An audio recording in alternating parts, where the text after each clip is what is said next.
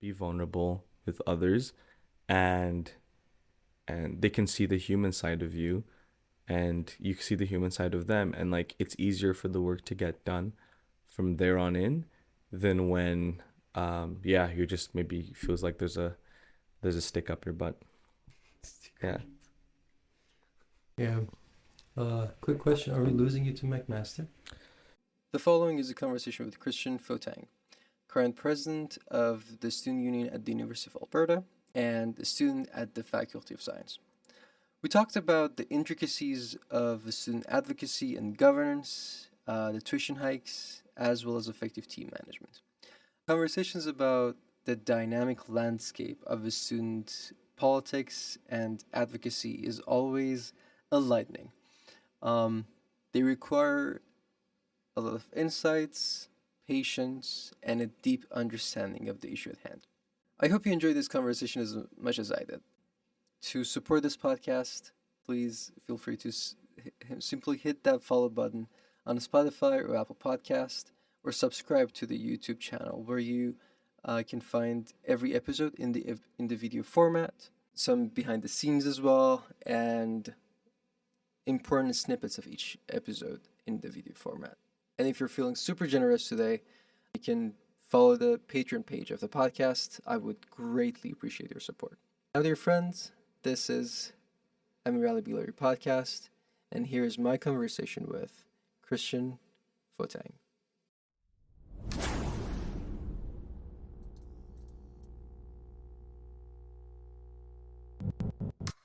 You study what's it called? Bio and psych, right? Biopsych. Well, bio major psych minor, yeah. Why is that? Dude, I asked myself that question for the last 7 years. So grade 12, when everyone was like applying to go to university, I was like, oh crap, I also have to do that myself. So I opened my grade 12 marks, like, oh, why am I doing really well? I think biology was a class that like grades were good. So Friday night, applied for university, declared bio as my major. I almost put drama as my minor because I did a lot of theater back in high school. Okay. Can I ask what high school you went to? Jasper Place High School. Is it in Edmonton? It is in Edmonton. Yeah, yeah, it's like in the west side. Yeah, it's not far from WEM. Yeah, put drama on my thing, but I was like, it's not gonna be like, I'm not gonna be able to sell that to my parents. Chickened out at the last minute and put psych. I actually thought I was doing something with that psych minor. Like I was like, oh, this would be a very interesting combination. Okay. Didn't realize that when I came to the UofA, like almost everyone has like a bio psych yeah, exactly. combination. But that was it. I applied on a Friday, got accepted on a Monday. I was like, okay, guess I'm going to university. If you had gone back, would you still choose biopsych? No. Probably history or sociology, but probably still psychology. Okay. Yeah. Or, I mean, worst case scenario, human physiology, because that's the type of biology I thought I was getting into. Okay. Yeah. So that would be an honors or a specialization honors program. Yeah. Honors program. Yeah. What do you want to do after? What's the thing you have in mind of Christian doing when he's 43? 43. I don't know. Man, I don't even know what I'm gonna do when I'm 27, let alone 43. 43, I'd like to have a company. Okay. Yeah. Okay, same. Okay. That's interesting. I don't know what it's gonna do, but I'd like to have a company. Yeah, money is good.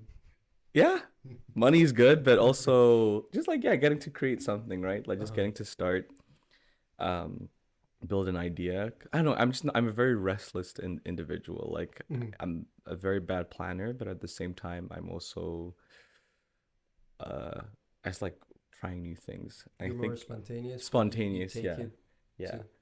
Like ask my friends, man. I pick up some random hobbies. Like I'll try a thing and I'll be like, oh, this is great. I'm gonna go on like Facebook Marketplace and see if I can Find the find the secondhand yeah thing. find the second hand version of that thing and try it out.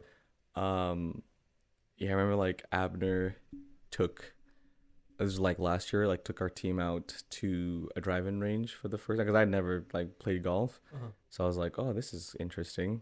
I like went to Facebook Marketplace like the next day. I was like, okay. Well, no, not the next day. Well, actually, I went to Same Facebook night. Marketplace to check it out.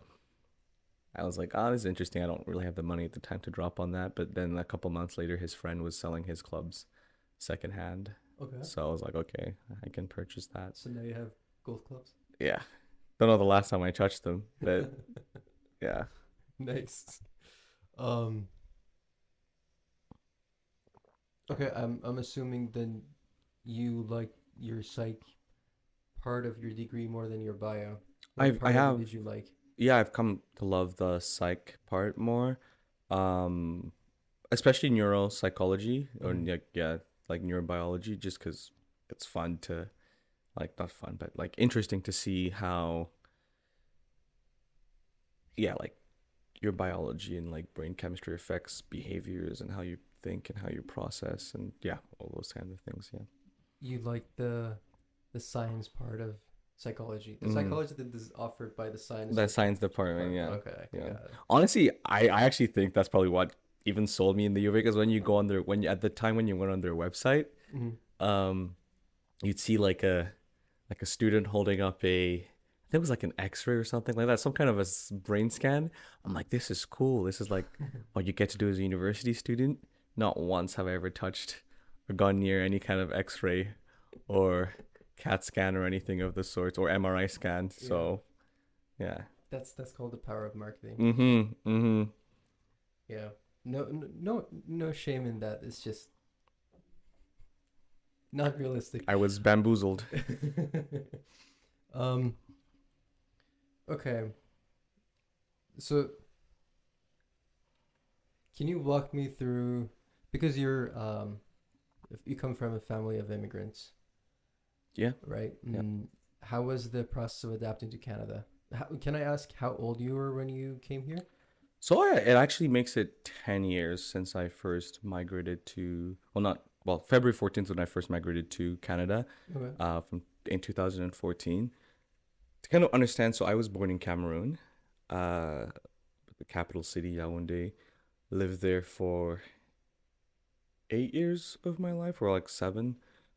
Moved to Manchester, England afterwards, and I Okay. lived in Manchester for another 7 or 6 years.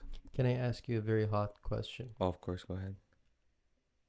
There is a right answer to this. There is always a right answer to something. Yeah. What color is Manchester? Easy question, easy answer. Red. Yes. Yeah, without a doubt.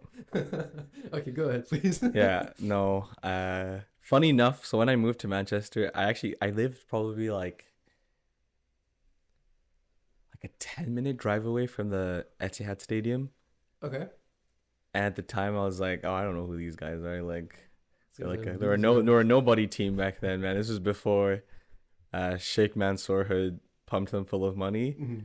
So I was like, okay, well, who's the winning team? I had no shame. I was want to be on the winning team. So I learned about Manchester United, and like any team, when you pick it, you got to stick to it. It's still Yeah. death. So yeah, Right now, it's just a little bit traumatic to be a Manchester United fan, but I get it. way she goes. You can't have 20 years of uninterrupted success without any downhill from there, right? So Yeah, that's true. Yeah. Unless you're a Real Madrid fan. that's true. There you go. So yeah, moved to Manchester, lived there with my mom. So my mom actually, when I was 2 years old, she left to go to school in Germany. Mm-hmm. So for those next 5 years of my life, I actually didn't live with her. Was raised by like my family, a lot of aunts, uncles, my grandmother. So when I moved to England that actually that relationship started to like become like very strong and tight. And like I remember she always tells me this story. I don't know if like yeah, I don't remember it, but like in elementary school or primary school, I used to like people wouldn't believe that I had a mom, and I'd always be like, no, no, I do, and those kinds of things, right? Because it's Why not?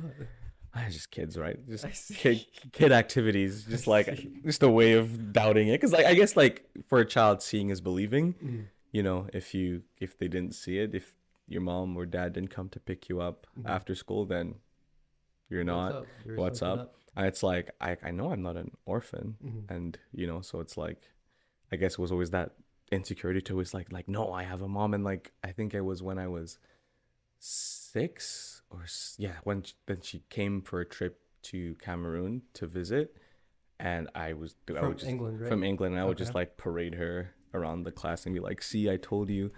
um so yeah, I moved there, and that's when we started living together and becoming one. And afterwards, she had applied for the permanent residence program to move to Canada. I didn't know at the time, but as a child, you don't see these things. But they was economic opportunities here to Mhm. uh, re-up our lives. And then yeah, we moved to Edmonton, Alberta, and honestly, like I couldn't tell you anything about the process. Like you said, like I was very shielded from Okay. it. Mhm. I just knew one day we're packing up our bags, we're driving to London, we're flying out of Heathrow, and then we're arrived in Calgary. And when you land in Calgary, I think that's where the issue your like permanent residence card or some like temporary version of your permanent residence card. And so something the immigration officer did that has screwed up my documentation till this day is that she put all my middle names into my last name. I'm Oh. not gonna tell you what my middle names are, but it's long, Oh. and so legally I have 5 last names, which is always not a fun thing to do when I'm traveling internationally. So, yeah, That's a headache to go through. Um, my last name, I have a very not a very similar, but I have a similar experience, mm. but not to this extent. My last name is in all the documentations. Yeah, It's Bigleri, Bigleri. Yeah. but it doesn't sound right in Farsi. Yeah. But the person who made my passport technique typed my last name in my passport had an accent and read my last name wrong because it's actually Big Larry with an A. Yeah. So right now, my passports, my report cards, everything is Big Larry thanks Big Larry. to a random dude. It's interesting how the actions of individuals can shape our our lives and identities for the Yeah. rest of our life, right? So Yeah, exactly. Okay, so you, and then were you thinking of studying medicine when you got to university? That was that the thought of was that the thought that prepared your mind and mindset on okay, I'm gonna take these courses at university. I think it was probably the primary. If I have to be honest, it was probably the primary option. Mm-hmm. Like I hate to have played into that cycle of, I guess what all immigrant kids do. It's like, you know, growing up, there are 3 choices before you: doctor, engineer, Lawyer. lawyer. I was like, okay, if I'm gonna do any of these, it's like medicine seemed very interesting Yeah. to me more than the other two. Mm-hmm. Which is always funny because people always think, oh, maybe lawyer because I've been told I love to argue. But We'll get there later. We'll get there later. So yeah, I thought about medicine, but like I never had a reason for like why. I can be dramatic because like I feel like everything needs a calling, right? Like you need to have a glorious purpose for why you're going into things, and like I Mhm. never had like a moment to be like, this is the thing that is gonna make me like be like why I'm gonna be a doctor. This is what I'm gonna stand before that mixed medical interview or that panel and be like, yeah, I went into the hospital and I had this experience, or like that kind of thing. Yeah. Especially when like you come to UofA and like you meet some first years and like they already have like their whole memoirs written out about why Yes, that's right. medicine was gonna be the path that they're gonna go down. So I never really always had a plan. and I just kind of like was just floating through Mm-hmm. the course, going down the river, just taking courses and seeing where things would take me. Um, when I first found out about what university was, like even the idea of what a university is, was in England. And it was when, I don't know if you've heard of U School. Like U School is something that like the UofA does. It's like they take elementary school kids and they bring them on campus for like a week, and they get to like work Okay. with students and That's what professors. technically the UofA ambassadors program is for. Technically, they walk you through. Yeah, I mean, U ambassadors, they give tours, I think, to like High schools. high school prospective students, Okay. amongst I'm sure many of the other things that U of A ambassadors do. And also to any of the U of A ambassadors watching this, they get immense swag, which is awesome. And there's something going down there. And I want to know what's in the Kool-Aid, because like now there's just a skyrocketing of people getting into the ambassadors program. So share their swag with us. But no. So U of A ambassadors, I from the limited knowledge I have of it, I think it's towards to prospective students, whereas U School focuses on elementary to junior high kids, Okay. and it's more of like a way of exposing kids, especially from like underprivileged communities, to post-secondary, and like getting that idea in the head that like, hey, this is what post-secondary is about, breaking down some of those myths and making it easier so that come at the time when they're in grade 12 and thinking about it, it's less Scary. scary and less foreign of an idea to them. So something similar, I did something quite very similar back in England for the University of Manchester. They had a program where they took us from high school, went to the University of Manchester campus, and we got to like listen to some students, a lecturer, and at the time I'm like, oh my gosh, this is the university I'm gonna go to, because some of the alumni were like Brian Cox, which is a very famous like physicist, Mm-hmm. and Benedict Cumberbatch, and obviously Okay. back then Benedict Cumberbatch was trending as like Sherlock Holmes. So I'm like, yeah, I gotta go to University of Manchester, and I left that experience thinking, oh, I'm gonna like do a history drama degree, and I'm gonna learn about the history of theater, and I'm gonna like that was where I was like always like That's a leaning very towards. different path. Very different path than what I took now. So all that to say, it's like I've always been very spontaneous about like where I hope life takes me. Mhm. Medicine, I think I like, or healthcare, I should say. Like healthcare, like I think now I settled like I do want to end up in healthcare. It's a big, complicated mess. And if anything, the key themes and some of the things I've found in my life that I'm very attracted to big, complicated messes. Like I always want to solve those type of problems, Mhm. and healthcare is just kind of the one that intrigues me. Um, and I thought, well, the only kind of occupations I knew at the time were just being a doctor, and I obviously see. there's nurses and registered nurses and nurse practitioners and um, hospital administrators and all those kinds of stuff. But I don't know, medicine was kind of the one I'm like, being a physician could be cool, and then figure it out from there. Yeah. I see. Okay. Um, and how did you get involved with the student governance afterward? Wow. So getting involved in student government was a very interesting story, and I tell people this story, and some people never want to believe it's true. So first day of the first week on campus, it's the massive week of welcome tents. Mm-hmm. I'm going down it, checking everything out, and then I stop by the student council kind of station, and I see none other than our current VPX, Chris Beasley. Yeah, for those What was he doing for those who there? are new, yeah, Chris has been around that long. Um, but so Chris and I had known each other from a previous occupation. We both worked as pages, um, in the page program. So we're like work at the Legislative Assembly of Alberta, handing out notes and giving MLAs glasses of water and everything. So that's how we'd come to known each other. And the PACE program, you can only do it up until your first year of university. I did it in grade 11, but then I stopped because it got too much in the way of school. Like I had to like drop some of my, like I would have to always miss some classes to be able to go do the job, and it made me fall short behind. I just couldn't balance it, so I was like, okay, that's it for me. So, but I think Chris at the time was also exiting because he was going into university.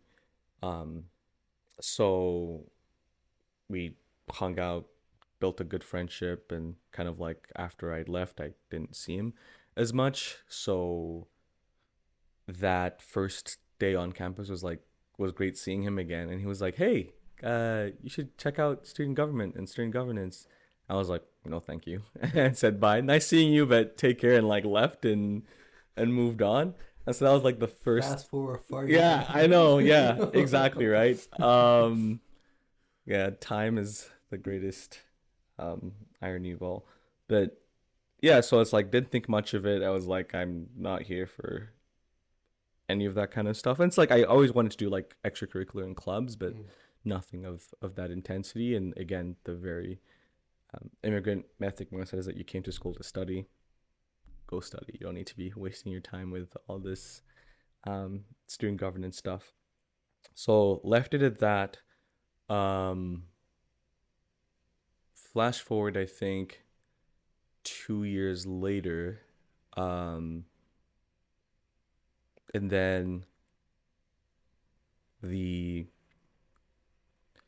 flash forward 2 years later, and then I think like 2 years ago now, like 3 years ago, the vice president academic from 3 years ago, they now go by Calliope Draper, but then David Draper. Calliope reached out to me and was like, "Hey, you should help out on this campaign that I'm volunteering for. It's for Robert Bilak. He was a candidate for VPX." I was like, got time on my hands, don't really have much to do. I can help out, maybe put a couple posters up, but that's about the extent of my involvement. And I remember like going down the education building one time and seeing Robert just like stressed out, like being red on his face like a tomato, like sweat. You can see like the, I don't know, like laces on his shoes just unstrapped. Like, yeah, you could like, there was the tiredness in the man of what I would come to learn is the exhaustion of being part of an SU election campaign. I didn't think much of it. I'm like, oh, this is an interesting figure. I'm like, hey, I'm helping put up posters for you. How's the campaign going? Did some small talk. I'm dead, man. Yeah, exactly. Moved on. And the election results were happening in Cascade Room.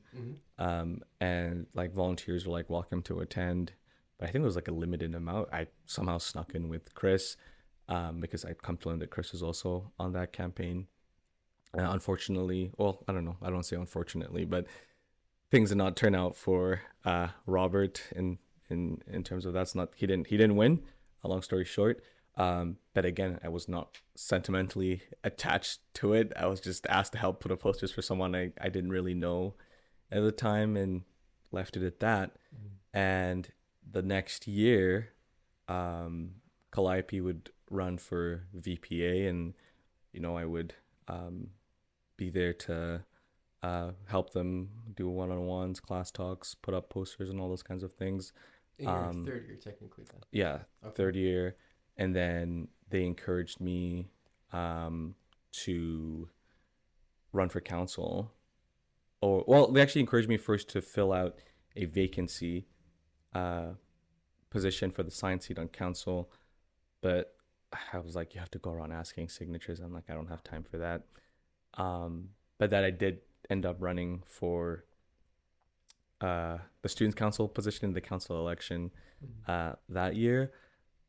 And I think part of what might have motivated me to run for council was that I had another friend who was in Oasis, and they were coming to so I showed up to a council meeting, and they were presenting on like, I think would have been their FAMF at the time. Okay. And they were presenting to council on like, their FAMF, their proposal, the research and consultation they'd been getting, and they were just getting torn apart from council, like left and right. Like I don't know if for those who've had the council treatment. Oh my god, it's And I'm like, so bad. man, why are these people so mean to, like, he's one of the sweetest and Yeah, kindest exactly. guy. Why are people Why are you so to mean? you? I'm like, if I'm gonna join the thing, it's just for one thing, just to like change the tone of it. It's like you can engage in constructive criticism without being like do or die. Yeah. Right. And it's like I'd seen some of that behavior in the legislature working as a page. And honestly, it really did turn me off from politics a bit, just like seeing how some of like our elected leaders who are supposed to be adults engage with one another. They'd be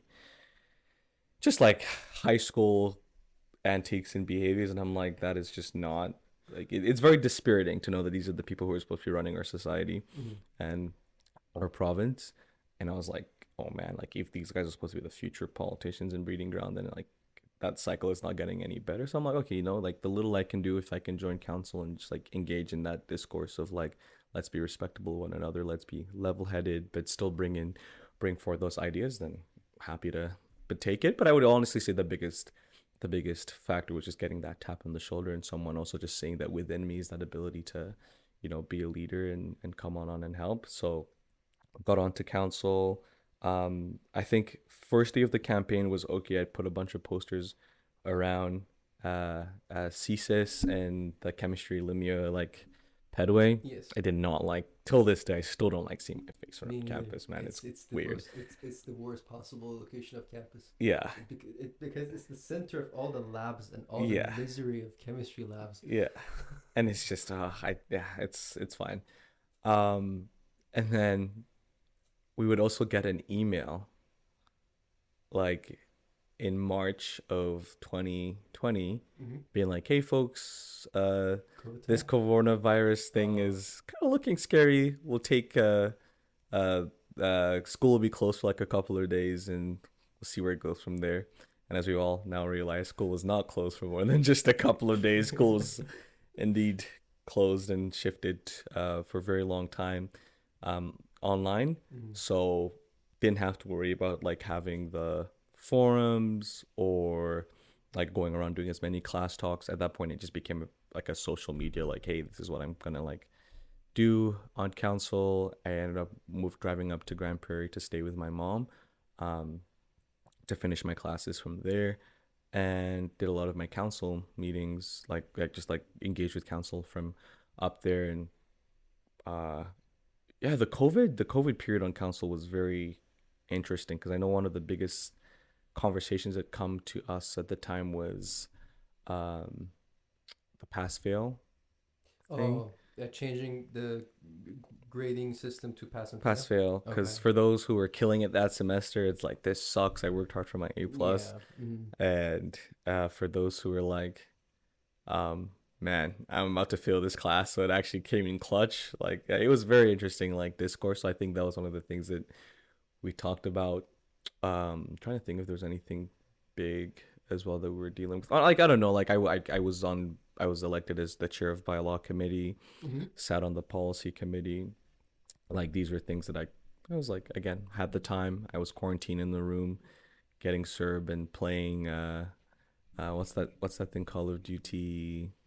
Modern Warfare. No, there's the one that you can play online. I forget with friends. Oh, I know. Jesus Christ, I don't remember. I always forget. I always ask like it was time of my life, but Okay. Warzone. Warzone. Yes, Yeah. Warzone. Warzone and Serve was just what an era. And again, was like, this is all gonna blow over. I'm just gonna go back to being a student, going into my 4th year, and I'll be graduating soon. And then Calliope and also Rowan, like tapped me on the shoulder and encouraged me to run for VP External. And that's why I think it's the biggest influence of just like getting people to these positions is just, again, someone from that authority or someone from who's just like you look up to, just telling you that, hey, you can do it too. Because up until that point, I did not feel like I could do any of these things. Like I had done theater, but I hadn't done theater in like 3 years from when I graduated from high school anymore. So like I was very rusty in my public speaking. Like I was like, man, this is gonna be brutal. And eventually, I was like, F it, let's try it out.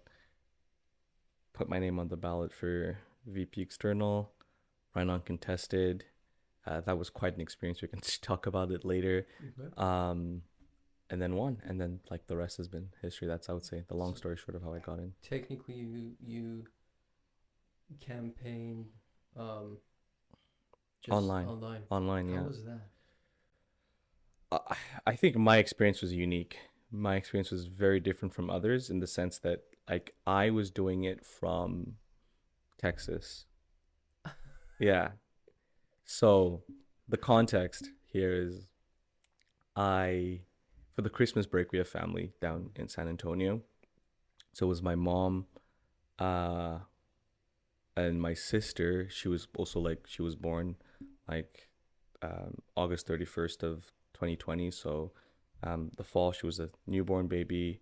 We'd flown to Texas to hang out with family because it also did a very isolating period. It was just her and me and my mom, like for most of that period. Like, let's go see family and, you know, connect and have that. With the intention that I was going to come back and run an SU campaign and see how it went. What I did not foresee was that the federal government would put out that a regulation that Canadians who had traveled outside of Canada but were wanting to come back would have to have mandatory quarantine in a hotel, and then you have to pay for that hotel yourself or something like that. It was very expensive. And my mom was like, do you really need to like be back in Edmonton? Was there the option of campaigning in person? Because if there was, I didn't know, but Okay. like I mean, like maybe like put up the odd poster and lawn sign around campus for those who are still lingering, so they can like put a name to a face when they're voting. yeah, But it would have been easier at least, right? Because also there was the time zone issue. easier, yeah. Not a big one, but still affected it. There was a time zone issue. I would have been close to like my team, at least like my campaign manager and the people, because I hadn't even taken my campaign photos up until that point. So I was supposed to like come for the break, go back to Edmonton in January, and like get all those things like figured out. So like my mom was like, I'm not in a position to to like follow those rules, or like, yeah, just like it was very expensive. So I had a call with my campaign manager and the person poster designer, and campaign manager was like, yeah, like you said, since it's COVID, honestly, it all just has to be ran online. And photos, if I can get like someone in Texas to help take a picture of me, then like I can just send this. just send it, and then we can design the poster that way. And honestly, the biggest thing was just to like come up with a platform and like all that, and then the social media stuff could be figured out I see. later. Okay. So it's like, okay, good to go then. I guess I'm taking this campaign not only virtually but from quite the distance. Flash forward to when campaign season begins. Just before that, I don't know if many will know this in Alberta, but at the time in Texas, they were experiencing a blizzard, and a quote unquote blizzard. So it was like, this would be like spring weather for us in Edmonton. It was like -3, -10 at the time, and like light snow. But again, for Texas, very new to them. Like they're not used to getting snow. So like The almost level of comprehension of snow is very, it's very different. So everything shut down in the state. Like there were power grids that were failing, the water supply wasn't running, and it affected my aunt and uncle's house where I was staying. So thankfully, at least for a bit, the internet and power came back, but water wasn't running for a bit, and yeah, you couldn't go anywhere. So on top of the stress of trying to prepare for this campaign is also just like dealing with the hysteria of like what's going down there. So I was like, oh my God. And I remember with every gateway, like the gateway will have like an interview with candidates, just like a rapid fire. What are you doing? Like, what are you campaigning on? What are your goals? All those kinds of stuff. And I remember the first interview I did, because I was stressed out. I'm like, what the crap am I doing? Like, I'm not, and I don't run in elections. Like, this is all very new to me.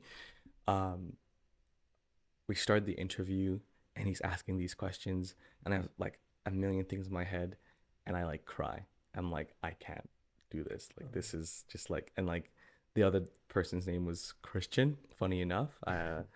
And he's like, it's okay. He stopped the recording. It's like, get it. Like, he let me kind of get myself together. And I was like, okay, you know what? Just go out there, answer to the best of my ability, and let it be. And it happened, but it was just very like overwhelming.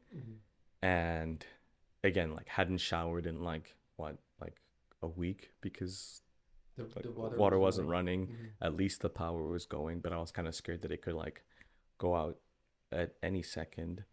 It all was all kind of just also feeling like, you know, last minute and all that. So yeah, it was just like a overwhelming amount of emotion that overcame on me. And I'm like, let it be, answered it. I'm like, it will be a que sera, sera, whatever comes out, comes out. Just focus on getting better throughout the campaign period, and left it at that. And I mean, yeah, the rest was just forums and all those kinds of things. Yeah. How was that different from your experience as the contestant for VPX, your second term? Because that one was in person. Yeah, and that one I think was also very well. The audience was probably much higher because of all the things that was happening around the election, and you were not uncontested. So, and your contestant was actually your friend, Chris Beasley. Yes. So it's a very different emotional barrier, and it just drains something out of you. So how was that? Much better. I learned my lesson. I knew what I was like, because ultimately, like, confidence is important in anything, right? Like, I think confidence helps you go the extra mile with anything you want to do in life. But I get my confidence from being able to know my facts and know what I'm dealing with and know what I'm talking about. And admittedly, the first time that you run, you don't know what you're talking about, right? Like, unless you have been like buried deep in all that work and shadowing an exec for like the entire year and like absorbing that material, like, you don't know what you're talking about. And there's also that kind of need to like placate to kind of the things you feel like the student body wants to hear. So you're just like going out there and you're giving out all these promises and stuff like that, but it's like, oh my god, what if someone asked me a question about an issue that I didn't put down in my platform? It's like, I know I might not be able to get it done. So at the time, I honestly saw my platform the first time I ran as like a library list of like, if someone asked me a question on this thing, open up platform, here's my position on it, there's your answer, right? I think I still try to make them grounded in realistic goals, but it was like very long. So because that would help me give confidence in answering my question. So the second time around, it was like, okay, I know the job, I've done the job, I know what you can do in a year, what's possible in a year. Like, I could speak from a better level of confidence than I couldn't, which was the first thing that made it easier. The second time around, I was able to get, you know, great campaign shots, great poster, a nice haircut. I like looked more put together than the first one, and a really good slogan. Like, till this day, what was the slogan? Fotang's not finished. Oh, right? Yeah, you're right. Yeah. So I mean, that has still stuck. So like, I will say, like, I think that that second campaign was a much easier ride, but difficult in the sense, like you said, I was contested against a very good opponent too, right? To Chris's credit, he'd been around a long time. I looked up to him as like a mentor of sorts in governance. Like, he helped me in my first campaign with like speech writing and like forum preps and all those kinds of things. And I was very ready to, like, after my first, like, I think by December, I was ready to like check out, call it quits. I'm like, the student union stuff was a nice time, a nice little side adventure in university, but I have to get back to school. But there was still an urgency to like, I wanted to make change. Like, I even talked about like the reasons like that also drove me to getting it. Like, being tapped on the shoulder was important, was one thing, but also like seeing what was going on campus. Because I'm, like I said, going back to that, I'm a big arguer. I'm also like, I can complain a lot about things, right? It's like, it's one thing to complain, but if you're given the opportunity to actually even try fixing those problems, um, do it, right? So it's like, I can take solace in the fact that win or lose, or elected or non-elected, I put down ideas to like some of the things and issues that I wanted to see on campus, and that's more than maybe like others can say. So yeah, so going back to the second time around, it's like, okay, like I came in here wanting to make change as much as possible, but it was a learning curve. I have a bit more confidence and understanding of how the role works and what it takes to get things done within the role. Maybe I'm not quite finished.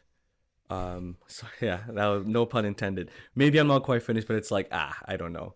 And it was also going to be a tough sell to my parents, because the first time around it was supposed to be like, yeah, sure, go try it out. They didn't really understand why I needed to do politics. Did they understand that it's a paid position, and the fact that you have to take only 1 or 2 courses every semester afterward? That's exactly why it was a hard sell, right? Like, not the paid position part, but like that you have to take 1 or 2 extra years, like to delay your degree, right? Or like 1 or 2 courses that would delay your degree.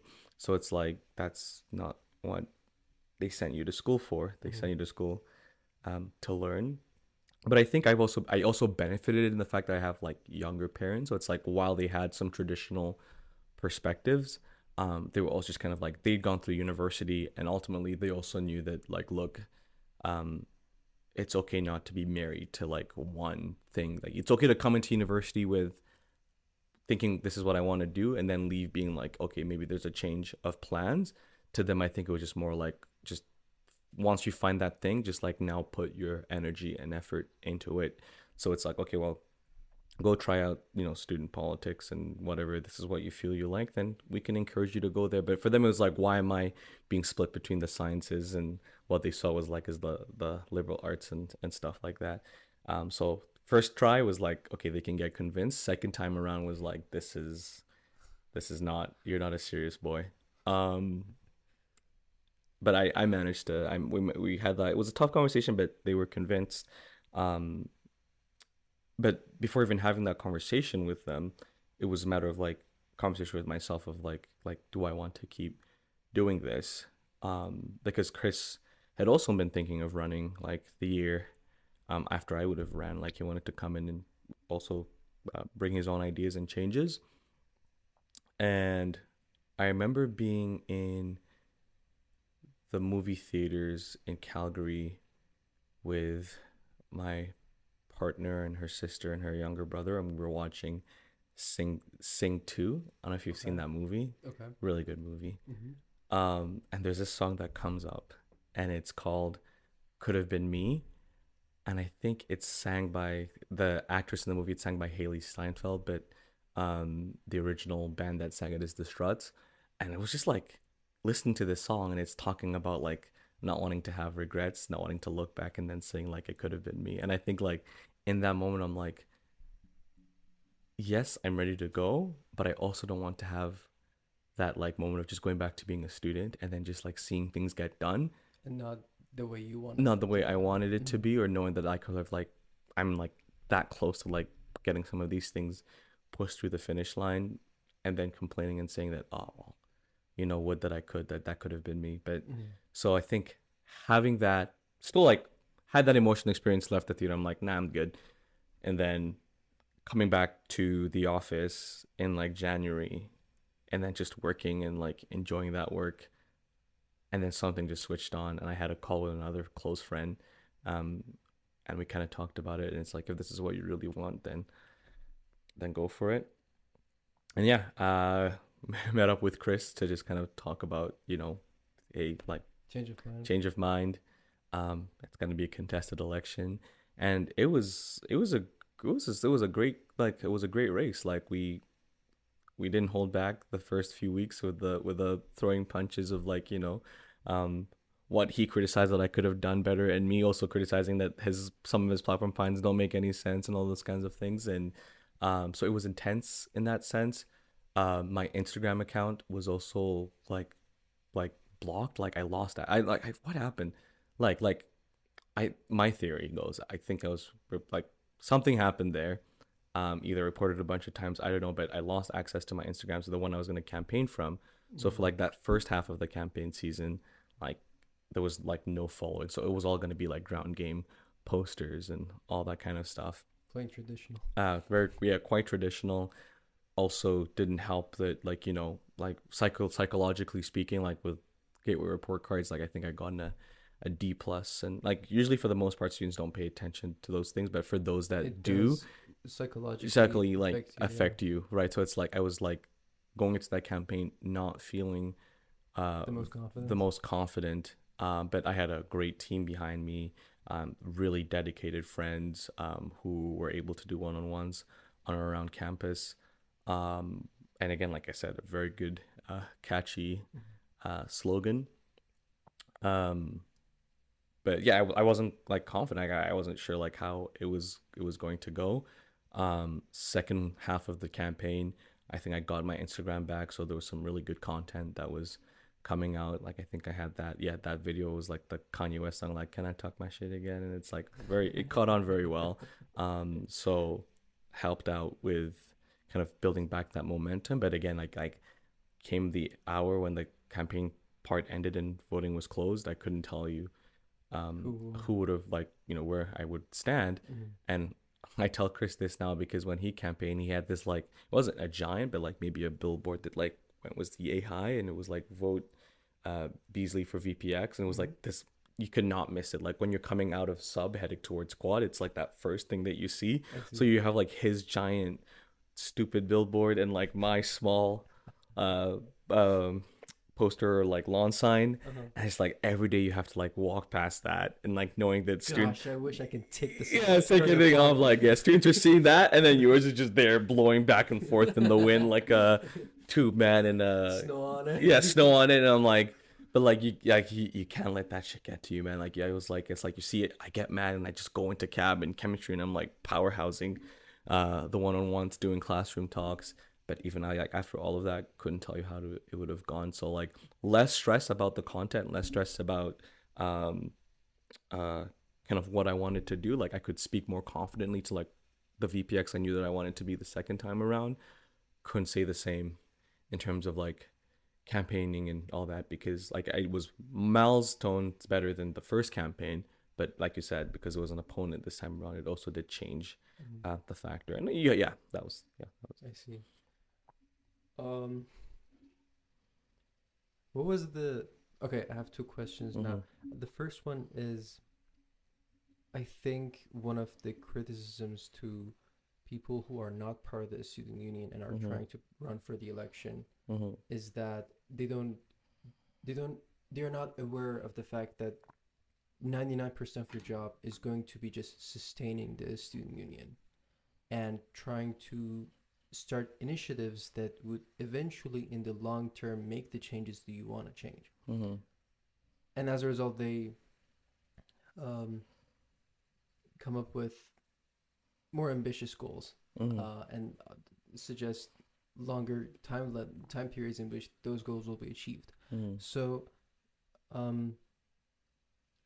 how do you think the student union can improve communicating those to students who want to run, at the same time don't have much experience with the student governance? Yeah, I mean, that's, I feel, been the $1 million question for a very long time, because you have to kind of balance a couple of things. You have to balance your right that there are already established projects and goals that are ongoing that certainly need to be finished, and it would be great, like, you know, what we call quote unquote legacy projects. With you also, like, if you've seen an issue in your students union that you want to change, you also need to feel empowered to come in and bring about that change, right? Like maybe the change and the things you want to suggest are coming from a place of ignorance, and then you'll come into the role and maybe learn all those things you're talking about, the time constraints, the resource constraints, and all that kind of things.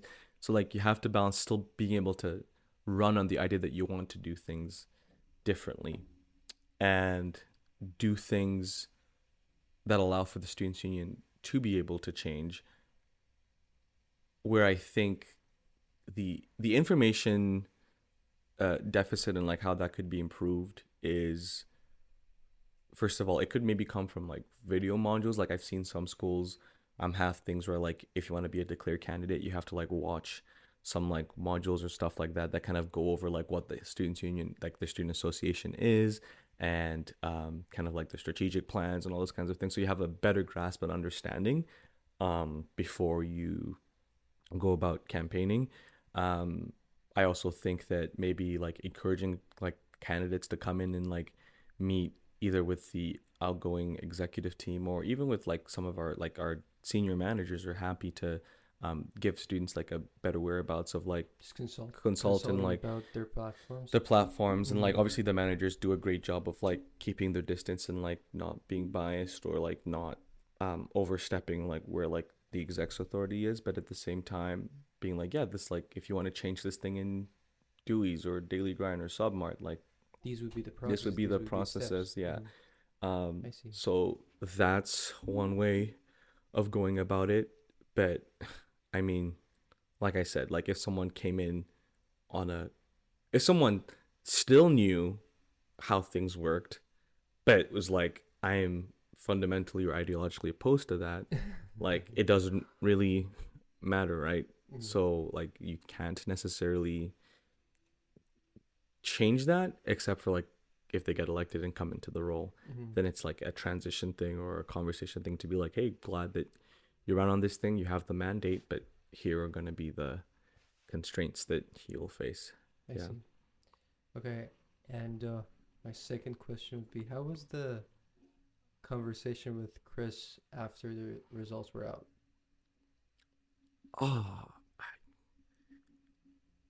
So do you know how much the vote difference was? No, I don't know. At the same time, I know it was very close. By the way, for context, I was in Augustana.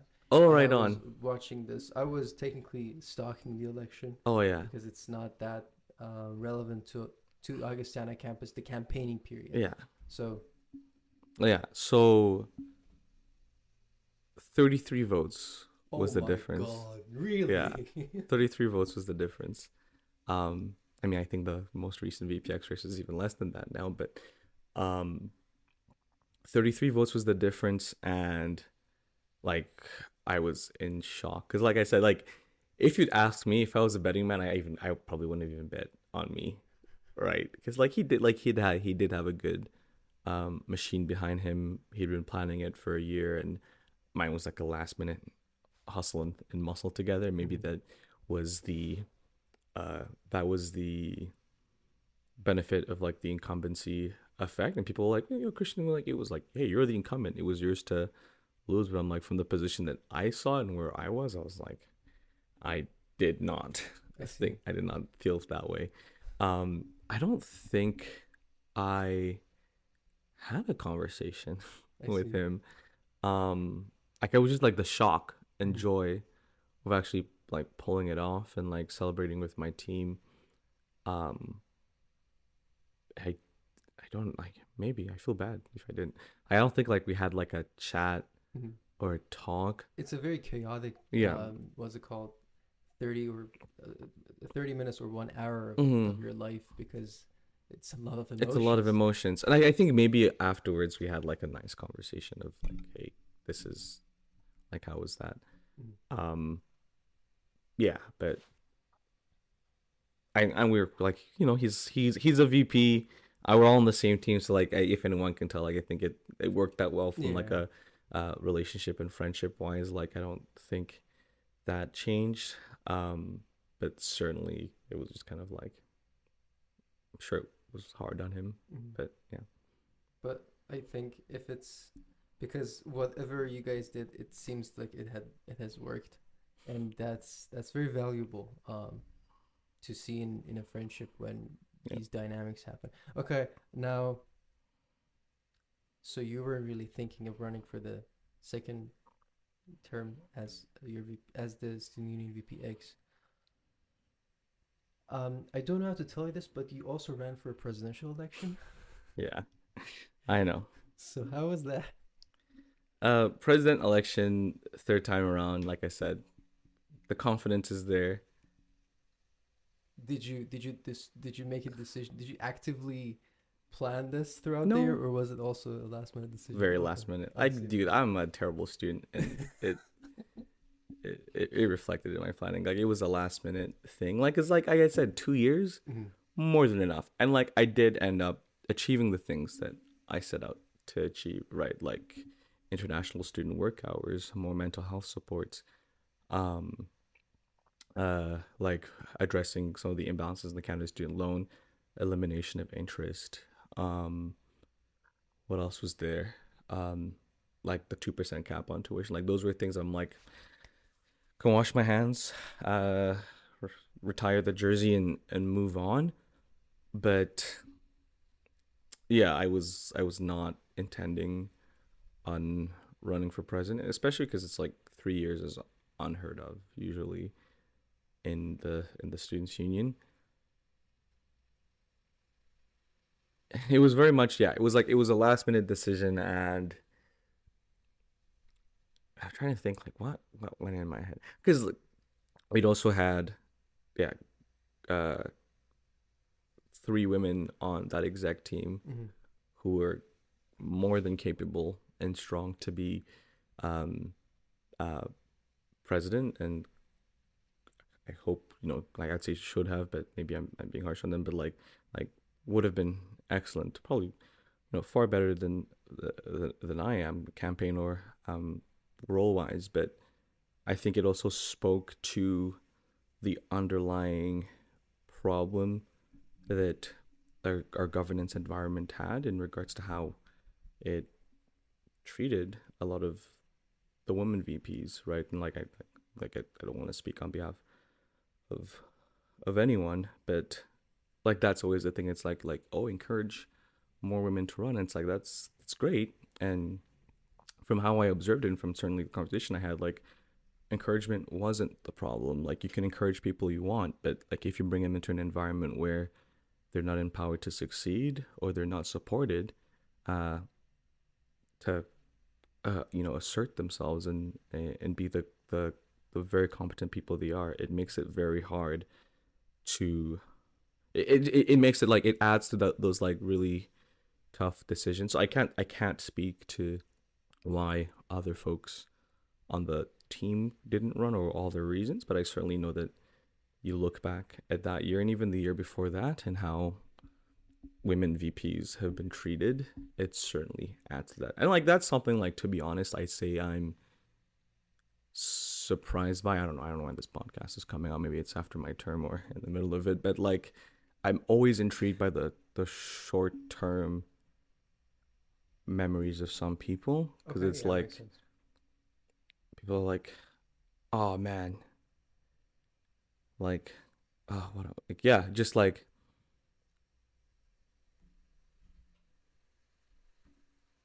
people asking, oh, we haven't had a woman president in a while, and now obviously we will have, and I'm very happy to see that.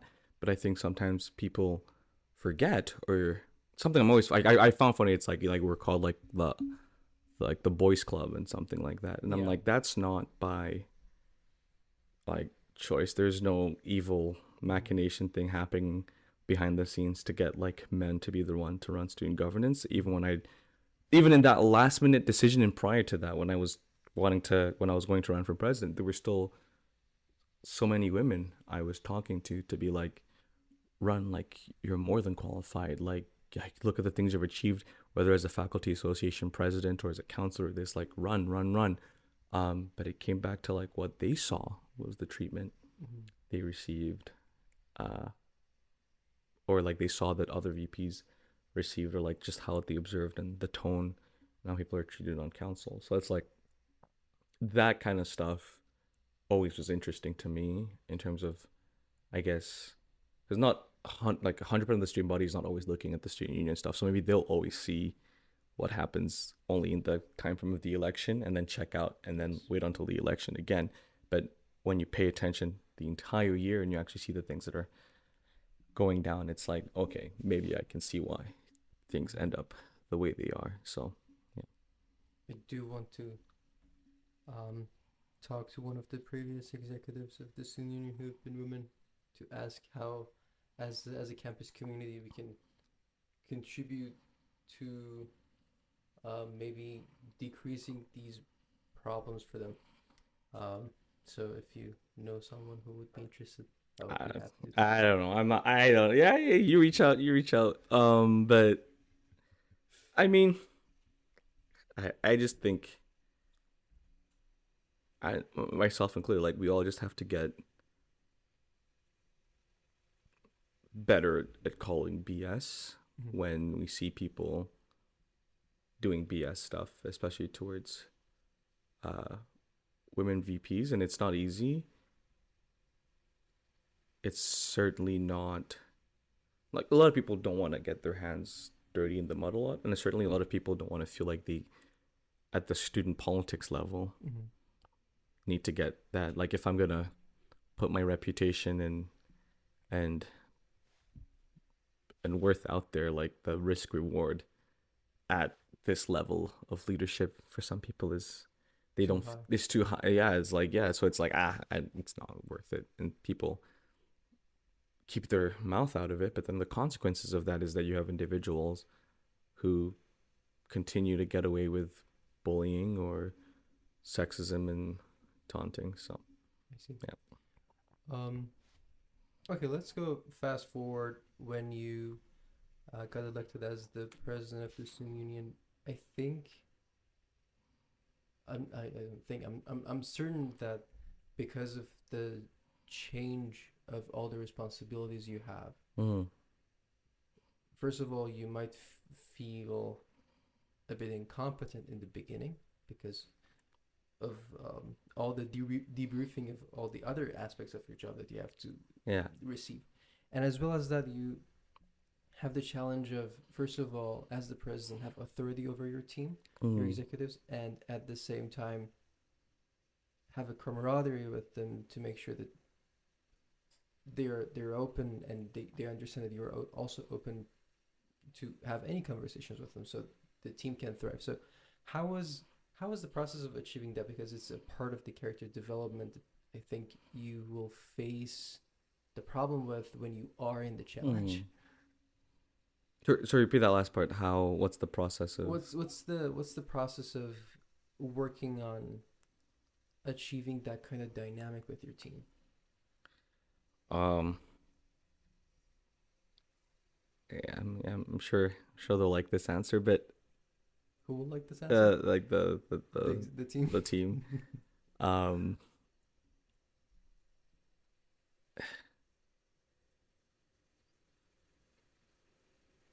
like legitimacy and credibility as a leader doesn't come from just saying I'm president, so listen to me, right? You're like to your point about like balancing that quote unquote authority. It's like if I have to go around screaming that I'm president, listen to me, it's not the most effective way of getting things done. It's not the best way of getting buy-in. And certainly a good reminder that the president doesn't sit above the VPs. It's actually a very horizontal structure. We all have the same vote in executive committee for anything to go ahead. I mean, I chair the discussions, I facilitate the discussions, and I obviously put as the official spokesperson and responsible for managing that conversation and moving things ahead. And I'd say the authority comes from the ability of the president to direct the general manager. So if there are things that need to get done, like that's where that power comes from. But like if someone comes in demanding that something happen with the students union in general, like it's not the president who can just wave their hand and get it done. I still have to be able to convince 5 other people that this is what you need to do. So I think humbling myself to that, and I hope they see it that way, like humbling myself to that allows them to also be like, okay, like as long as I know that I can have a voice in these discussions, and we can disagree and we won't always maybe agree on how something should be solved, but if we can build consensus. I'm a big believer in consensus leadership. I mean, the downsides, quote unquote, of consensus that it takes more time to sometimes build that, and it can be a frustrating process. But I think that allows, like you said, for that camaraderie to be long lasting, Build on a to good build foundation. on a solid foundation. Um, and I think we're folks who are very good at maintaining our disagreements with work outside of our personal feelings for one another, right? And like I think in governance that can oftentimes be what people may take issue with. And like it's in our council oath, right? Like I should debate ideas, not people, right? So it's like I don't think it's ever gone to a point where like anyone's character or personality is being called to question. It's like I might agree or say that I think X should be done like this, and someone might say, actually, I think it should be done like that. And then the conversation is, well, why? Not you suck and therefore I shouldn't have to listen to you. So move on. I think that helps out with it. I mean, there's a bunch of other things I can say that help out with the camaraderie. Like everyone's personality is different, right? And so when like you're a leader, you have to learn to like not just for the students union with anything. Like I'm sure you saw it being in the International Students Association and any other leadership position that you've been in. Like how you work with person A is going to be different than how you work with person B. You have to be able to like mirror A very personalized approach for every person. yeah for every person, right? And build that relationship. Like you know, like some of my VPs will take no issue with like roasting me and something like that, and it's like it's fine because that's how you demystify any sense of kind of being above or below another person. And I also just don't like titles. Like I make a point of that. Like I've gone over it now. It's what, month 11, but like I genuinely did not like being called president or even vice president. Like I just call me Christian, right? Like Fotang as most people call me, and like that's fine. But yeah, it's just very like I came to do a job. I don't see myself as above or beyond anyone else. But you do call everyone. Hey, boss. Hey boss. Yeah. Those are the titles that matter, man. Like if I like you, yeah, you know, you're big dog So you or okay big with boss. being called hey, boss? Yeah. Okay. You know, there's boss man, boss lady, Boss boss person. That like that's like that to me is like those are just the funny ones, right? Like yeah, there's hey buddy, hey big dog, hey boss. So that's when you know that's where you are. That's how you know where you stand and how I'm feeling about you that day. Yeah. That shows the level of camaraderie you have. Exactly. Okay. Can I wanted to ask about the kind of pressure that this job brings up. Because I always keep saying this. It's not a big deal. You're supposed to. You're in charge of a team that is responsible for policy and advocacy, policy making advocacy, on behalf of students for an academic institution. At the same time, I can also word it in a way that you represent 35,000 students, and you're in charge of this much budget, and that brings up a lot of pressure. So what's the process of pulling yourself out of that pressure and just giving yourself the time to do what you believe in? If you make mistakes, learn from your mistakes and admit that you made those mistakes and now you can do better, and at the same time still be confident in that role. Yeah, I don't know how to start answering that. Like all these things, as I tell or give an answer, are easier said than done. So I'll preface by that. But like that's like, I mean, you answered the question as you said it, right? It's like you have to give patience with yourself, that you're only one person. Mistakes are how you get up and learn and move on, and you just have to accept it and take whatever lessons you can from that experience.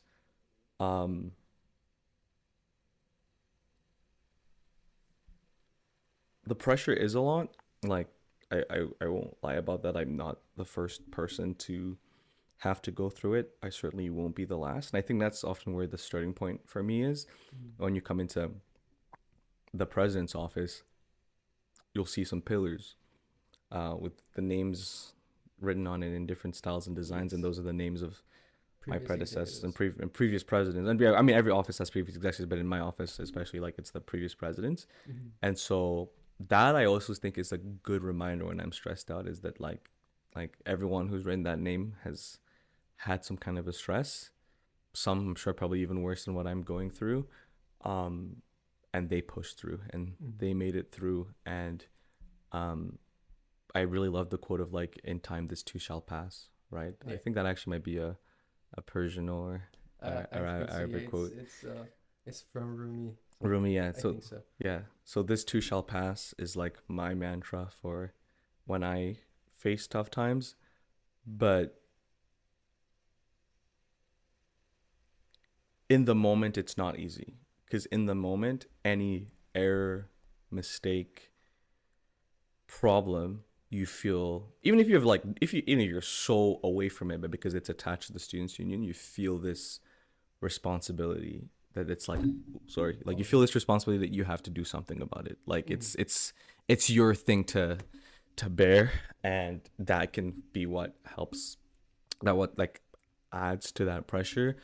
And it can manifest itself in different ways. Either like you withdraw from people, or you just like work even more because you feel like if I work harder or like do something, then like I'm working towards the solutions that are gonna address that problem. But really you're telling yourself you're working, but all you're doing is maybe just avoiding another problem, and or not getting enough sleep and all those kinds of things that make your body healthy to actually deal with these crises.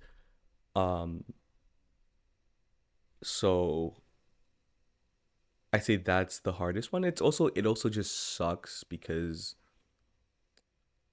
that's where you really rely on your team. And like, I'm very proud on all the 3 years that I've been an exec. I've had an incredibly supportive group of people who have been there for me, and we've been there for each other. Because like those really are the people who understand what you're going through, right? It's a very hard job to explain, let alone to the student body, but to your family members or friends who are like, you don't hang out with as much anymore, or you have to like miss out on things because like something's coming up at work. So like, I think your team becomes the biggest supporter for you in like managing through that pressure, and like knowing that they can also just help take off a load from your plate, but like it doesn't dismiss the fact that like that pressure, real or perceived, is still very hard on you. And it's really sad. Like I like trigger warning here on suicide, but it's like it is something that you see around the country, that we've had counterparts who've lost their lives through suicide, or because of that kind of pressure, and because it's like you feel a mounting amount of stress at others, will resign or step down, and it's like, hey, no longer my cross to bear. But it's these are really tough positions psychologically, and it's very easy to psychologically, physically, mentally, whatever, like in all sorts of ways, and it's easy to fall into a habit or lifestyle that is not very healthy or productive as a means of getting through it. But you kind of have to like remind yourself that you're only one person, that you have a team around you of staff, of VPs, of a family. And one advice I was given though is that even if people don't understand, try to make them understand. Like, you might come across as like you're like over defending yourself or whatever, but it's like just do your best and like explain it to them. Because sometimes people actually do want to be curious, like do want to know what it is that you're doing. Like, why is this 21-year-old or 22-year-old responsible for all this decision making or level of things, right? And I actually found it, like, as president, like I'd say as president there's more intensity to the pressure, but as VPX, when you bring up the number of like representing 35,000 students, when I was chair of CASA, I was representing technically more than that, like 300,000 students. Yes. And you're in a meeting with a government official, and they're like, so what do students think about this thing? And it's like, I don't know. Holy shit. And like no, it's like in that moment you're supposed, like, not that, Which one should I say? Oh, which one should I say? Long story, man. Yeah, like, not that my word is gospel, but like these people are taking what you're saying on behalf of a lot of people and they're going to run with that and make that government priority. And not that I don't know if this would happen, but like the things that go through my head is like, oh my gosh, so what if I didn't mention this other thing because there's a student that's dealing with that and like this other thing. So like there's so much that you obviously have to say, but in that moment, it's like, okay, well, this is what I imagine or think a lot of students across this country are dealing with. And like that itself is a very, yeah, like it makes you want to puke sometimes, but like in a good way, like in like, I'm proud of the work I'm doing, but it's not Very extreme butterflies. Yeah, exactly. Yeah. I wanted to talk to you about CASA. So, when in your experience as the VP external, you have a very intense period of lobbying with government officials, whether it's the government of Alberta or Canada. And one of the things you need to remember is that, well, although you've been at this job for quite a while, or you or Chris, I'll talk to Chris hopefully later, but you're dealing with people who have been in politics for a very long time, and there are going to be politicians with you. And when you're lobbying, it's not just you reporting problems to them, it's also more the matter of which problem you want to portray how, and in a way that they understand the urgency of the problem, and as a result they work toward it. So technically you also have to be a politician with a politician. And I think that's a little bit challenging when you're 22. Yeah. So how is the process of preparing for these kind of lobbying as the VPX? And how was the rush through that? I love your thing about like you have to be a politician to politicians. Something, I mean, especially because the VP external one is the one dealing with the politicians. People are like, oh, these are just like future wannabe student politicians or like politicians like in the future or whatever. It's very famous for being an internship position for poli-sci students. And it's like, I don't want to be a politician. Like I'm a bio-sci kid who just wanted to help out and bring change on campus in a role that I felt that I could do that in. Because with the VPX role, you're not being asked to be the one to always write the policy suggestions to it. Like all you're being asked to do is convince and advocate and support these student issues. Like I didn't see myself, even though I really am interested in policy writing, I didn't see myself every day coming into the office being like, how am I going to solve, insert like all like the challenges that society is facing, like how am I going to solve world hunger, or like how am I going to write up the policies to like eliminate debt. Sometimes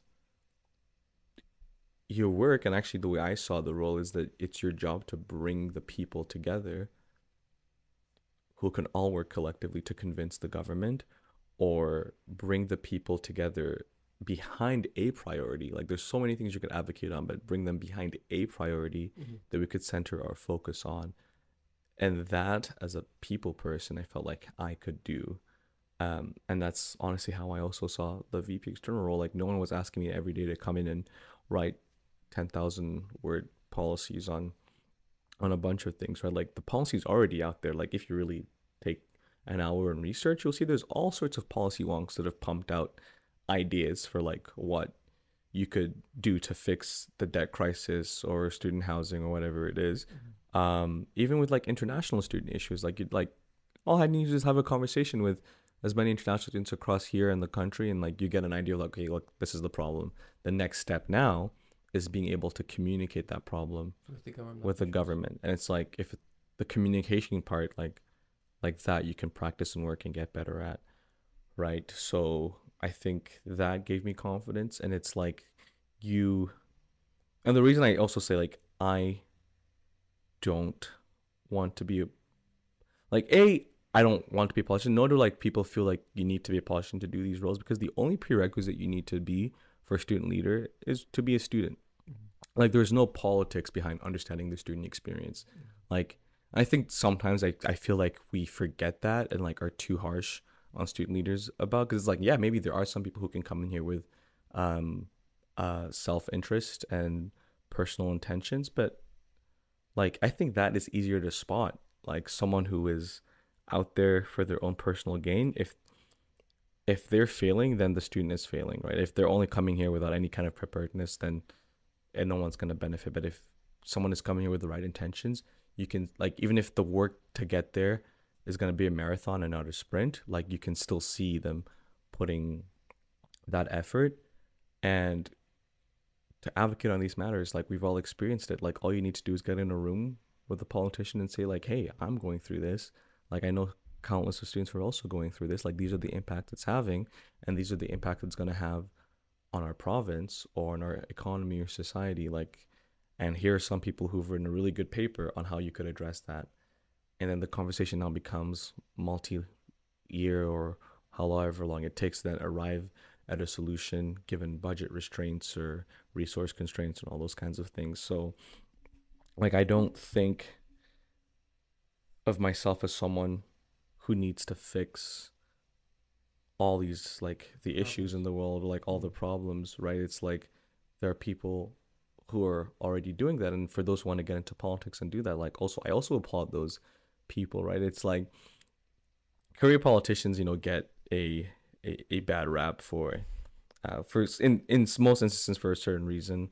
But it's like, yeah, like, you don't meet someone who's like says, I want to be a career doctor, and they're like, oh, screw you, how dare you have ambition, right? It's like that's the thing. And it's like if someone comes and tells you in uni that I want to be a doctor and I want to help find a cure to Alzheimer's, you're like, that guy gets, like, you know, like they're gonna change the world.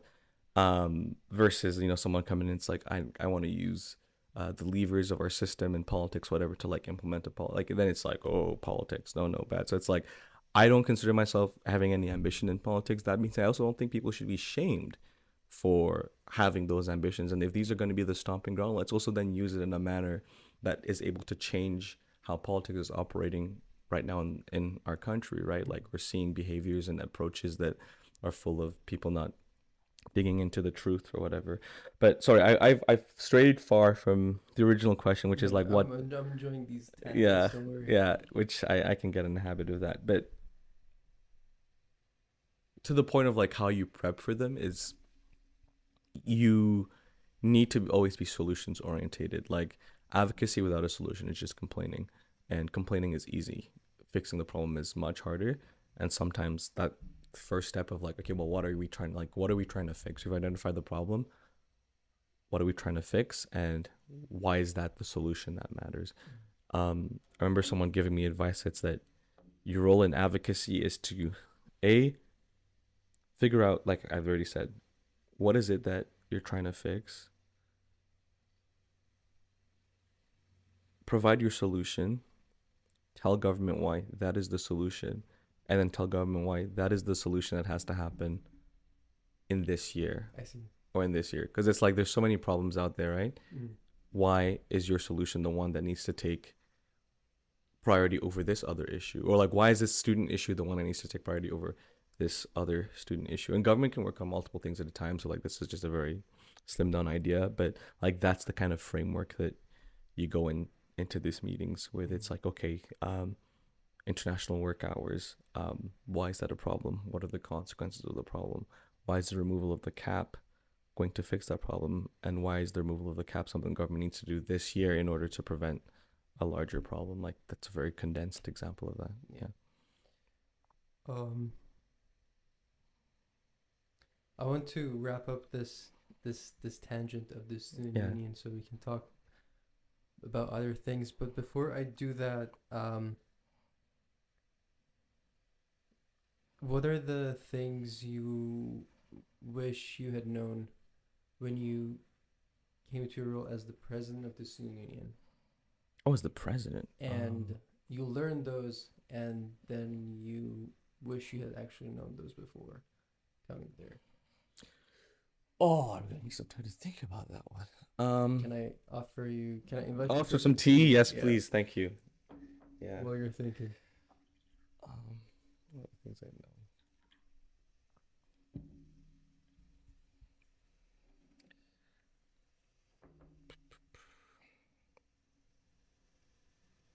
Or technically, any lessons you learned throughout your 3 years of experience. So.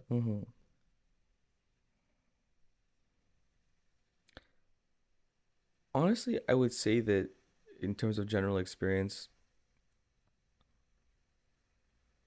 sometimes I feel like the VP external job should be like minimum 2 years. Like you should just give them that because it's a role where like you kind of do need that first year. You do need to cultivate all the, what's it called? The Relationships. and then the second year becomes the fruit. Yeah, of season. your labor.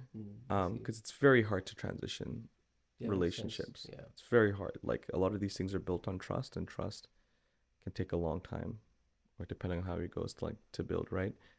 So I would say I wish I'd known the value that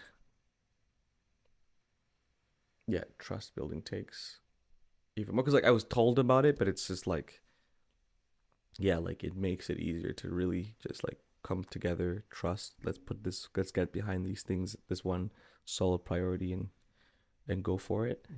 In terms of when I was like having done the presidency term,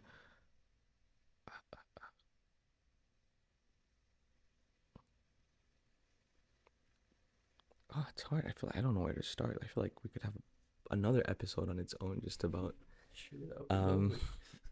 lessons.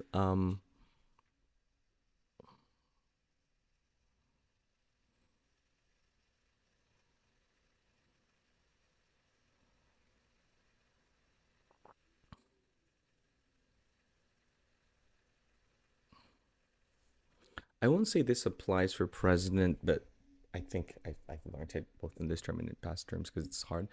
Like you can say no. Like it's okay to say no. Because when you're an advocate, when you're in these roles, you're here to help people. And every time someone comes into your inbox or through the door or with some kind of new idea, whatever it is, and I don't mean no in like a go away, we're not doing that. No as in like not everything needs to feel like a priority all the time. Because in the pursuit of trying to be kind and help people, you find yourself like again trying to fix so many things and you're stretched so thin. And I think if you can find a way to empower people to get to the places where they can find answers for themselves, like that whole lead a horse to water versus give them the water, whatever it is. So I'm bad with analogies. I think that's an interesting one. It's like, like you don't like it's fine. But at the same time, a good one is take really good notes. Oh boy. Just everything. Yeah, take really good notes. Sorry, these are all just scattered. But take good notes because this is like you're in so many meetings. Oh, okay. I see. You're in so many meetings. Oh, that's you know what? That's like just like I wish I'd known just how many fucking meetings can take up your day and the struggle of being in a meeting doesn't necessarily mean you're always working.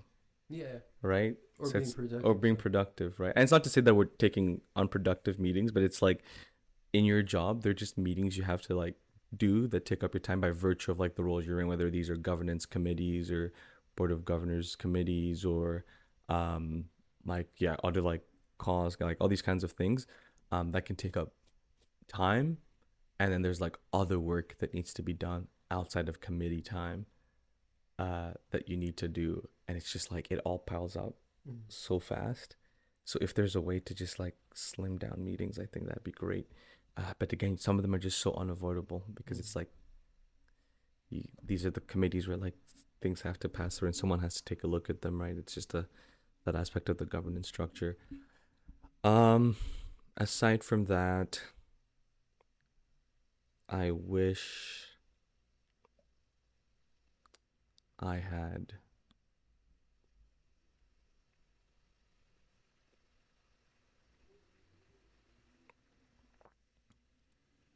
I don't know.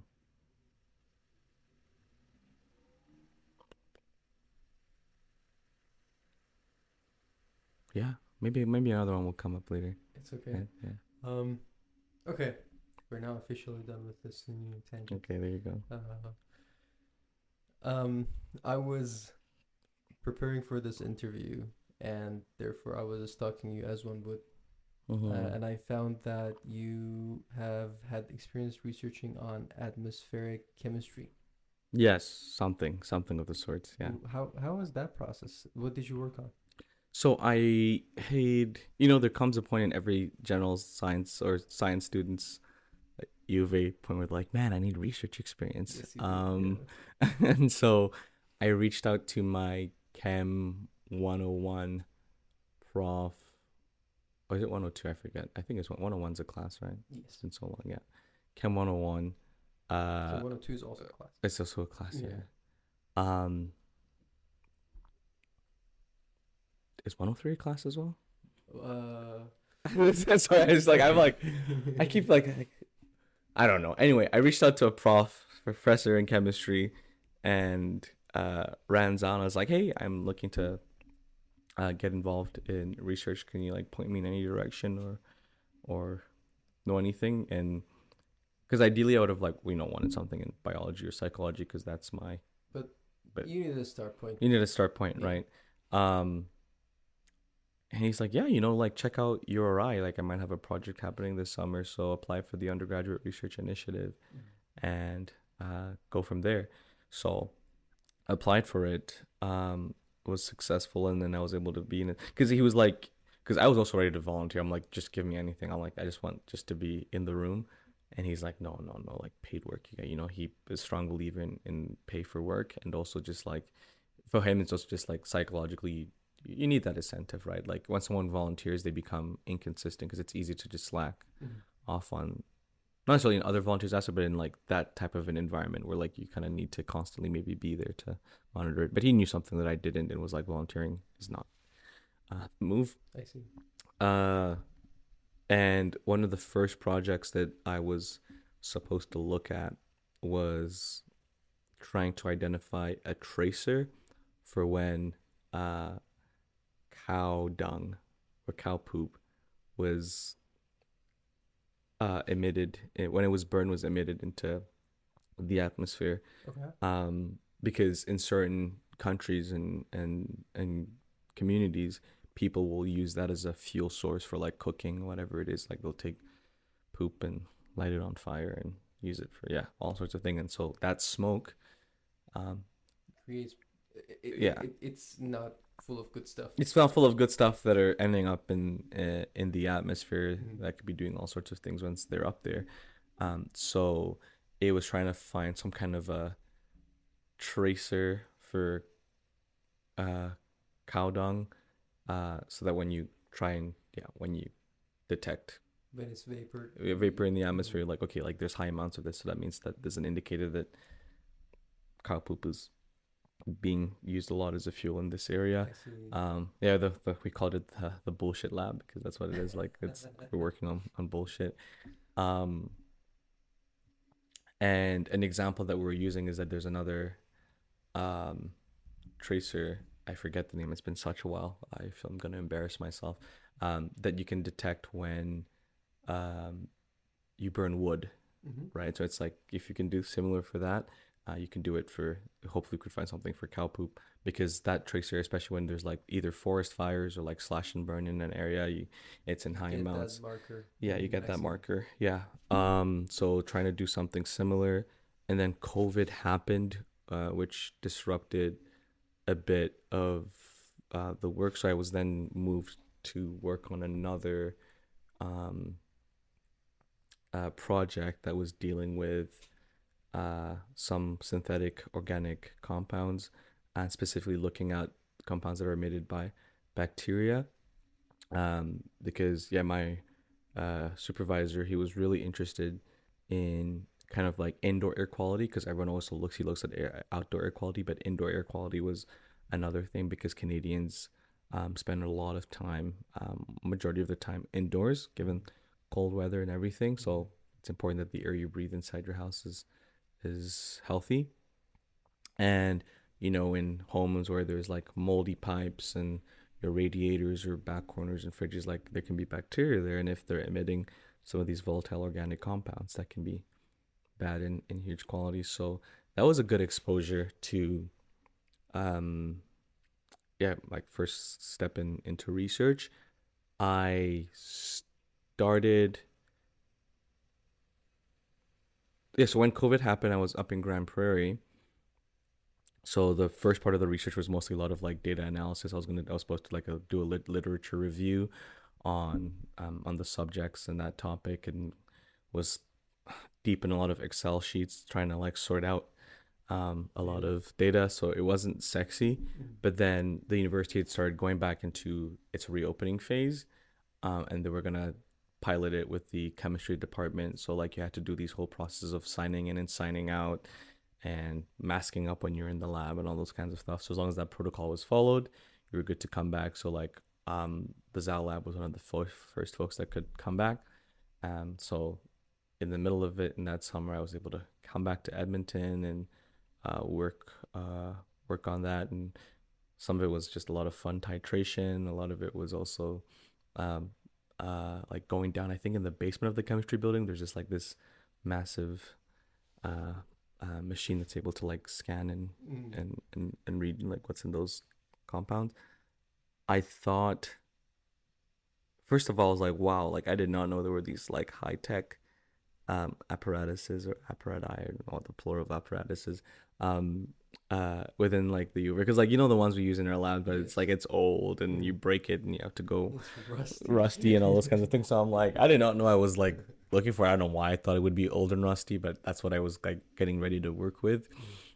But it was just awesome though, because in that moment it's like, oh wow, like I actually have to now apply the knowledge that I'd taken from class and like work on these readings and like make those observations and conclusions based on your data, not with like a correct answer in mind. Because like when you're doing your labs in your classroom, there's not that there's a right answer like that you're supposed to work towards, right, that you're going to get marked on.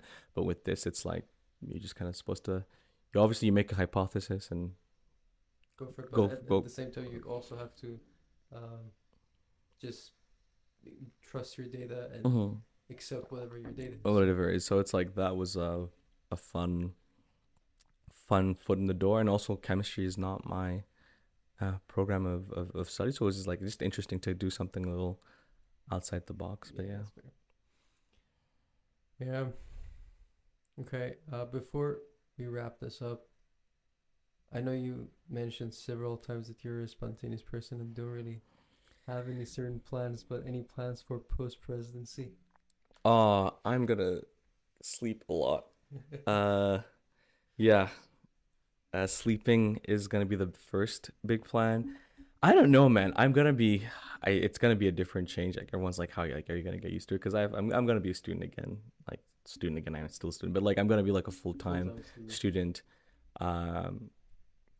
next year. So it'll be an adjustment. There won't be an office, to come in and store all your shit in.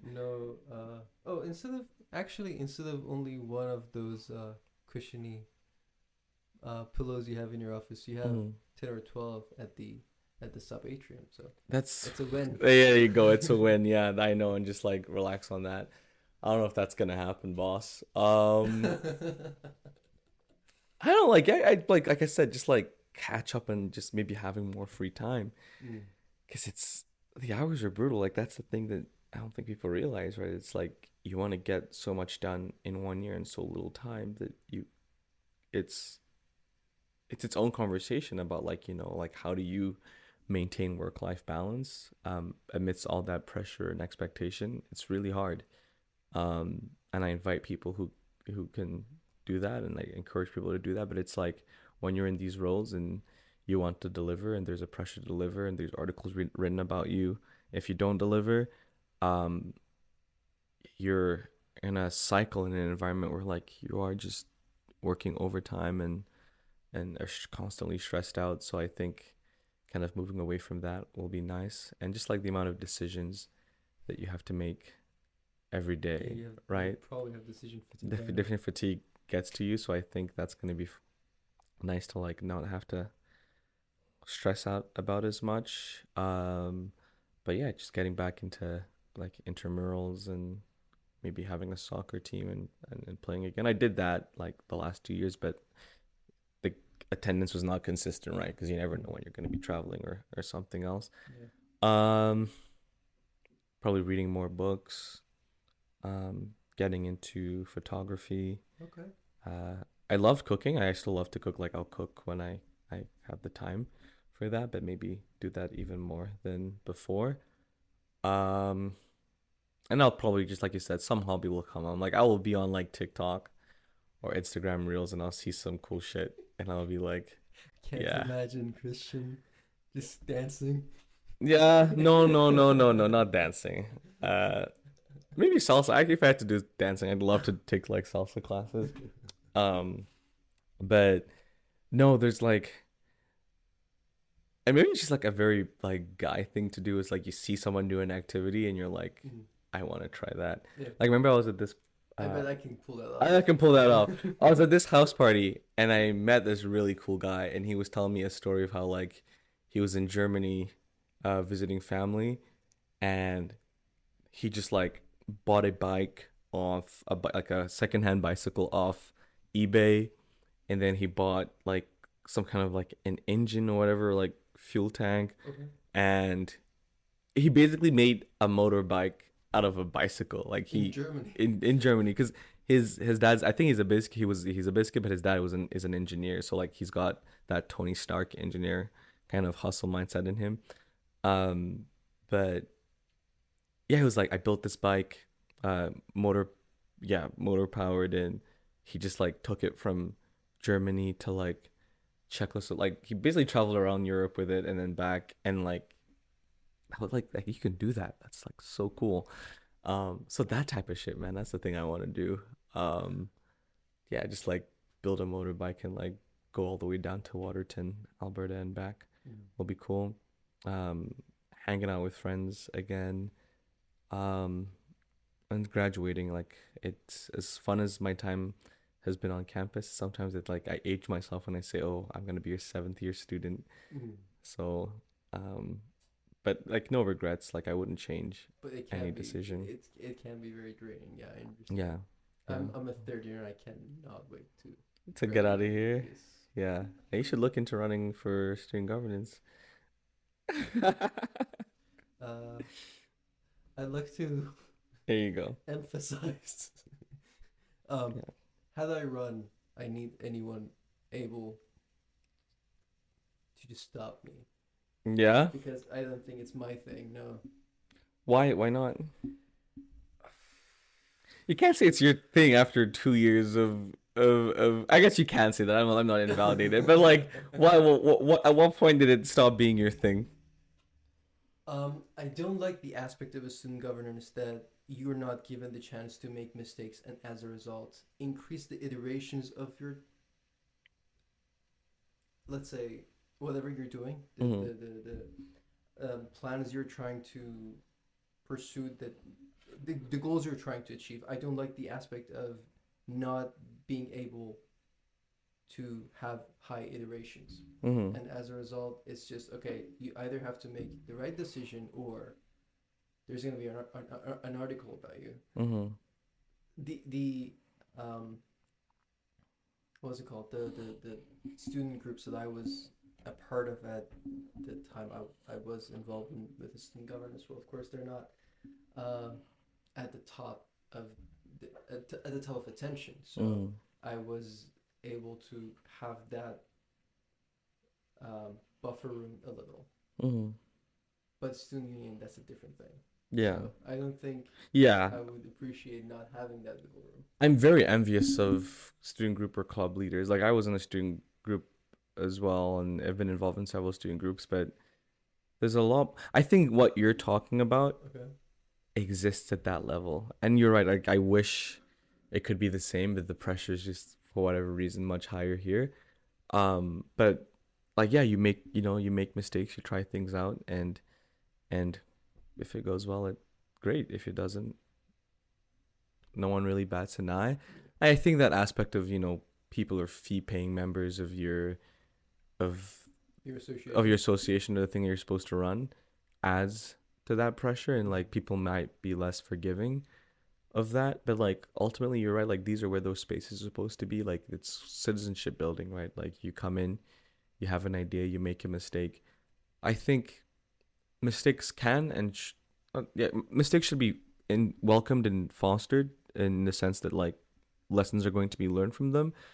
But like you said, the response doesn't have to be cutthroat, but accountability still has to be there, right? And I think it's like, how do you build accountability in a way that is forgiving but still is a lesson, right? And I think right now people's idea of accountability might be, like you said, very, I don't know, shit on you on Reddit or shit on you on the gateway, or whatever. But I have no solutions as to how we get there. I think they naturally have a way of evolving, and hopefully we can get to a point where like we are forgiving and remind ourselves that you're all just students wanting to help each other out and make our lives better. But yeah, it's hard when, like you said, there's so many different pressures and people are very passionate about these issues, right? Like I don't think there are very few people that I've seen come into this with negative intentions, with the sole goal of like public ridicule or like putting echelon drama. It happens, but I think almost always everyone is here with good intentions, but there's a miscommunication as to how that intention is displayed. But yeah, I see that yeah, it's the way she goes. But that's, yeah, but hey, you never know, you can make a comeback. Should I contact you for my platform? I'll be there. No. Okay. That's great though. Thank you very much, man. I really appreciate this conversation. I know you're very, very busy. Of course. So I really, really appreciate having the opportunity to talk to you and learn from your experiences. Yeah. Yeah. No, I love. I mean, we could talk for hours. There's so many things that I'd like to talk about too, but I'm like, it's like it doesn't always have to be student politics. I promise, yeah. I think I'm a fun guy outside of these things, because that's always the thing that when I work with people over time, they're like, oh yeah, man, like, when I met you, it was like suit ties and like professional and what. I'm like, I wasn't sure what vibes you were giving, and it's hard. I get it, because it's like back to that whole like, you don't know what people's intentions are. Like you don't want to. There's a guard that you put up. Yes. And so it's like, I find that like, actually this is good. This is a great full circle moment. This is the advice I would give myself, having started all over. Okay. Because I think that you can let your guard down more, and it's okay to be a bit vulnerable, or be more vulnerable, not a bit vulnerable, because that's the thing. It's like people need to relate to you, but at the same time you're scared to let people in, because if they see a flaw, it feels like they're going to be merciless and unforgiving with that flaw. And I think that makes you put up a front in terms of like, I will treat you respectfully, I will work well with you, but then yeah, it's like people aren't sure then where the personal can come in. And I found that almost always, to that point of trust and relationship, it's built when you can put your guard down and be vulnerable with others, and they can see the human side of you, and you see the human side of them, and like it's easier for the work to get done from there on in than when you're just, maybe feels like there's a stick up your butt. Yeah. Quick question: are we losing you to McMaster? No, you're not losing me to McMaster. Someone's gonna have something to say about this. I just promise you. So when you're VP external for 2 years, you amass an amount of clothing from other SUs in universities. I think at this point my closet is either just like UofA like swag from like different events, like beanies and toques and gloves, or just like going to another campus and like being given in exchange like a nice shirt. So this just happens to be what you found me in on a Sunday morning when before I showed up. But no, green and gold through and through. Yeah. Nice. Okay. The benefit of that would be your kid is not gonna know which university you attended, which is nice. Yeah, when this is the only proof that I was a UofA student, that's great. No. I'm not going anywhere. But here's a good question for you: if you could have gone anywhere but the UofA, where would you have gone to? Oh man,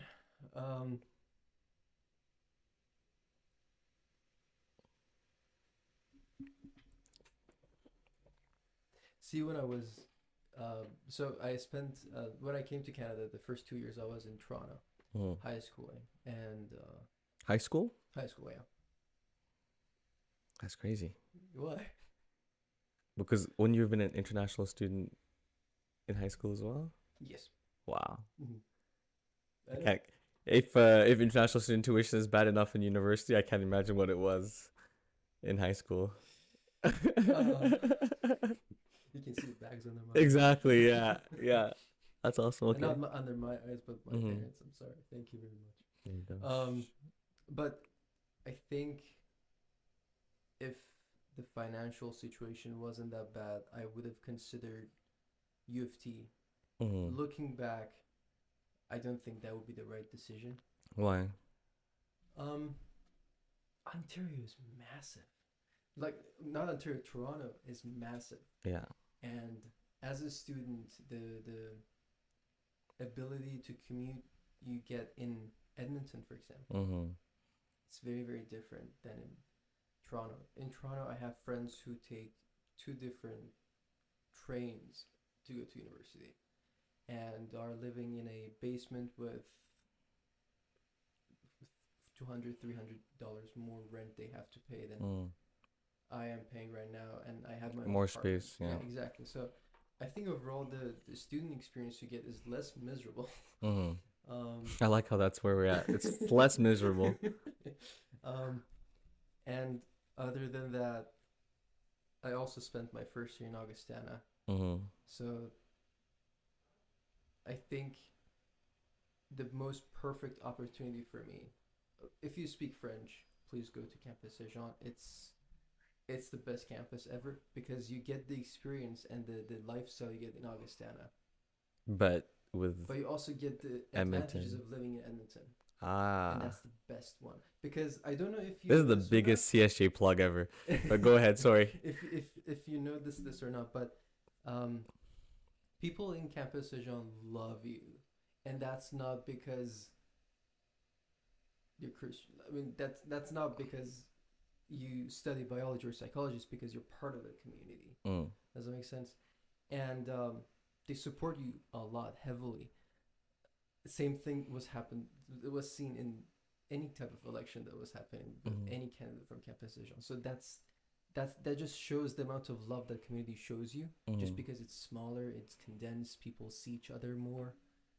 And yeah, I wish I had known French. I would definitely go to Campus Saint-Jean. Well, that's some big praise and big love. Yeah, I love our Campus Saint-Jean homies.